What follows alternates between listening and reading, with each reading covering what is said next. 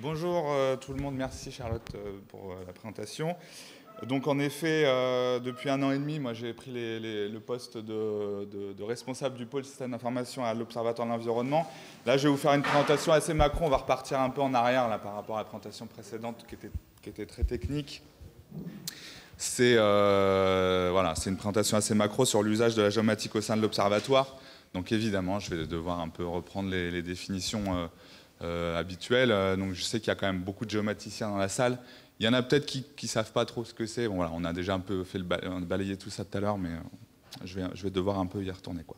Donc l'œil, notre objectif à l'œil, c'est de faciliter la prise de décision des acteurs sur les mesures à prendre pour conserver l'environnement dans un bon état, sans guillemets. Quand on voit cette définition, il y a la prise de décision, les systèmes d'information géographique, ça aide à la décision. On voit déjà qu'il y a un lien important entre notre objectif principal et les systèmes d'information géographique. Pour répondre à cet objectif, on a défini 3 missions principales qui sont celles-ci: surveiller, optimiser, informer. On va surveiller l'état de santé des milieux, leur évolution, les pressions majeures qui s'y exercent. Et pour faire ça, on va mettre en place des réseaux de suivi, mettre des mesures, faire des mesures et des analyses de paramètres in situ, et suivre des indicateurs. Ensuite, on va optimiser tout ça, développer des outils de surveillance, développer des référentiels, améliorer nos indicateurs, produire des indicateurs comme l'indicateur IDNC qu'on a pu faire l'année dernière. Et enfin, on va informer le grand public, les populations locales, les décideurs, avec la rédaction de bilans, des restitutions de présentation, un peu ce que je fais aussi aujourd'hui, même si c'est pas du tout orienté thématique, hein, c'est plus orienté géomatique. Donc nos périmètres d'action, il est spatial et temporel. Spatial parce qu'en fait, historiquement, on travaille sur le Grand Sud et Thio, autour de la pression des mines. Et on a aussi étendu notre action sur la province sud, parce que c'est notre financeur principal, en fait, enfin à moitié en tout cas. Donc on a des projets géomatiques au niveau province sud. On fait des suivis à l'échelle de la province sud, comme la cartographie de l'érosion qui a pu avoir lieu en 2018. Et on a aussi une dimension pays et Pacifique à travers des outils et des moyens de suivi, par exemple sur les incendies. On va détecter automatiquement des points chauds et mettre à disposition des statistiques sur l'impact des feux à travers les périmètres de protection des eaux, etc. Donc par effet de gravité ou par lien, en fait, on rend des services aussi donc, aux provinces îles et provinces sud et provinces nord, pardon, sans pour autant qu'ils fassent partie de notre instance, en fait. Donc voilà, les instances décisionnelles de l'œil. Alors on est nous-mêmes un réseau, en fait. On fait partie d'un réseau ici, mais on est nous-mêmes un réseau, en fait, par capillarité. On se rend compte que finalement la géomatique, ça englobe énormément de personnes. Et donc pour notre propre instance, nos propres instances décisionnelles, on est une association, donc loi 1901. On a une assemblée générale, un conseil d'administration, un bureau. Et ensuite, on a plusieurs collèges. On a 6 collèges. Un collège institutionnel, des associations de défense de l'environnement, les acteurs du secteur privé, donc industrie et mines, des associations, des groupements en fait, de défense de consommateurs, des représentants de populations locales et des communes, donc des mairies. Donc on se rend, enfin voilà, un peu tous ceux qui ont un rôle à jouer, en tout cas, ont un intérêt porté sur l'environnement. Donc l'organigramme interne de l'œil, il est celui-ci, on est peu. Il y a donc le directeur Fabien Albouy qui précédemment avait le poste que j'occupe. Il est assisté donc par un pôle administratif en fait qu'on voit avec Michaela et Catherine, et puis 3 grands pôles, dont donc le pôle environnement, le pôle aussi que j'occupe avec Jeff, qui est ici présent aussi dans la salle, et le pôle communication avec Anne et Lolita. Donc on n'est que 11 en fait. Enfin, on est en train d'augmenter nos effectifs.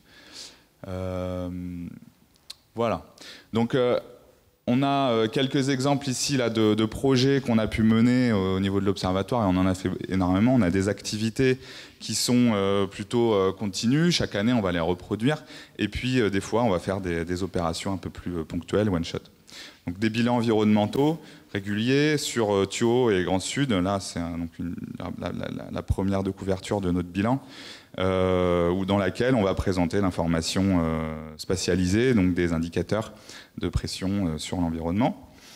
On a des suivis participatifs comme Acropora, qui sont en fait là des suivis des espaces, des milieux en fait coralliens, où on va appliquer, en fait, on a défini des méthodologies adaptées à des non-scientifiques pour faire des suivis à plus grande échelle en fait de ces milieux-là. La cartographie de l'érosion de Province Sud en fait en 2018, le dispositif incendie, la pollution lumineuse, c'est deux petites présentations, enfin deux sujets sur lesquels on va faire un petit focus tout à l'heure, enfin juste après, et suivi des pertes et des gains forestiers avec une faute, et la sécheresse, un projet qui est mené avec notamment la société Insight sur un indicateur de sécheresse Nouvelle-Calédonie et Pacifique. Donc la géomatique, pour moi en tout cas, et puis pour pas mal d'entre vous je pense, c'est 4 grands domaines d'activité. Donc c'est l'ensemble des outils, des méthodes qui permettent d'acquérir, de représenter et de diffuser cette information géographique qui est en fait le socle commun. Mais en fait, pour moi, donc on a bien 4 grands domaines différents, et un géomaticien, c'est un peu un généraliste de tout ça. C'est pas un spécialiste de tout, c'est pas possible. Ou alors, il faut vraiment avoir 5 pattes. Mais il a besoin, en tout cas, nous, de notre point de vue, de mon point de vue, le géomaticien a besoin d'avoir une connaissance générale de ces ensembles, de ces 4 grands domaines, quoi. Donc ça regroupe énormément de métiers. On va avoir on l'a dit, Damien l'a bien dit tout à l'heure, il y a énormément de métiers et ça demande des compétences, ça demande énormément de connaissances en fait, et donc quasi impossible à faire seul. J'arrive pas à suivre les notes. Bon. Donc l'information qui est l'information géographique, elle est collectée, elle est traitée, elle est diffusée. On voit en fait un lien clairement étroit entre toutes nos missions. Voilà, c'est assez basique, mais c'est en gros le lien qu'on peut avoir. On va surveiller, donc on va devoir collecter, traiter la donnée. On optimise tout et on informe à travers de la diffusion de données géographiques. Alors je vais vous faire un petit focus sur 2 projets. Donc le premier projet qui est le projet Pollux, qui en fait a pour objectif de caractériser la pression environnementale de la pollution lumineuse. Donc l'œil a été pilote sur la réalisation de ce projet. On a travaillé avec 2 prestataires métropolitains, donc, que sont Dark Sky Lab et la Télescope, avec un appui technique, financier du SCO, donc de l'Europe, et du CNES. D'un point de vue technique. Et puis on a mis en place un groupe de travail localement avec des collectivités, les structures publiques, les associations, des ONG, des chercheurs. Donc on s'est rendu compte que ce projet a quand même eu un engouement particulier et s'est un peu étendu sur des nouvelles zones d'analyse un peu plus précises. Le calendrier du projet, c'était juillet 2021 à mars 2023. Donc projet Pollux, projet géomatique, on a vraiment là le type de projet qui s'inscrit dans tous les domaines en fait, de la géomatique. On va exploiter, on va récupérer de la donnée in situ à travers des sondes Ninox pour mesurer la luminance du ciel en fait, la clarté du ciel. On va compiler, capitaliser de l'information à l'échelle territoriale, de faire des chroniques historiques en fait à partir d'images satellites certes, mais aussi des modélisations de diffusion de la lumière dans l'espace, avec l'atmosphère. On a fait de l'acquisition d'images satellites très haute résolution à 1 mètre pixel sur des régions, sur le Grand Nouméa et Koumak-Kalagomène. Et on a produit, on est en cours en tout cas de production de cartographie de pollution lumineuse à travers des croisements de données et de représentation des pressions, de cette pression spatialement. Et la production de supports grand public, etc. Juste pour, je ne sais pas si c'est la dernière version de ma présentation, mais ça c'est une représentation de ce que produit, ce que fait la sonde Ninox. Elle va capter le cœur de nuit à partir de -8 degrés jusqu'à -8 degrés le lendemain matin. Tout ce qui se passe à une fréquence d'1 minute pendant 9 heures. Pardon. Ça c'est ce que peut produire les graphiques des sondes Ninox. C'est la répartition ici là, des sondes où elles ont été positionnées. On a eu une stratégie de disperser les sites sur plusieurs communes, 2 sites par commune, un en cœur de ville et un plutôt en campagne, dans l'arrière-pays. Et aussi, on a eu une zone de référence grâce au CNES. En fait, ils cherchent. On a un partenariat avec le CNES qui cherche en fait un site particulier pour faire de l'observation de satellites depuis le sol. Donc ils cherchent des ciels très clairs et ils ont identifié une zone, au Mondo, un endroit où ils pourraient avoir leur observatoire. C'est un des partenariats un peu annexes. Donc là, je vous parlais tout à l'heure de modélisation. On a à gauche l'image en fait satellite captée par un capteur VIRS des satellites de la NASA. C'est une synthèse annuelle. On voit en fait la radiance. La radiance, c'est ce qui est émis du sol, qui est capté par le satellite. Mais en fait, la diffusion de la lumière, c'est la luminance. Et cette luminance, elle est calculée à partir d'une modélisation faite par donc, la société Dark Skylab. Et on obtient toute une chronique de données annuelle. Ici, on a les orthophotos qui ont été acquises avec donc, le soutien de la télescope, donc orthorectification, mosaïquage. Là, on est sur la dimension plutôt télédétection et orthophoto. Voilà, un exemple, c'est très noir, évidemment, c'est la nuit. Et on voit on voit tout le centre, le centre-ville. C'est un peu le rendu de ce qu'on a au niveau résolution de Jilin. Là, ici, vous voyez l'ensemble des cartes en fait, qui ont été compilées et des cartographies produites en dessous et des synthèses statistiques des données à la commune. On l'a fait sur pas mal de périmètres.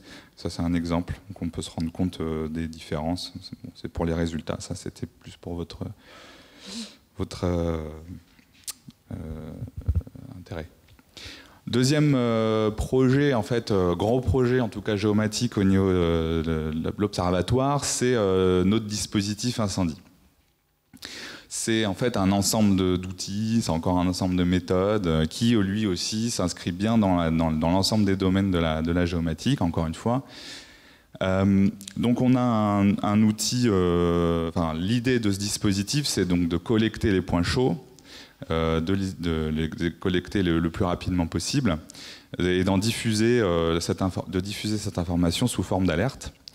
À travers donc des mails et des abonnements que tout le monde peut faire sur notre plateforme.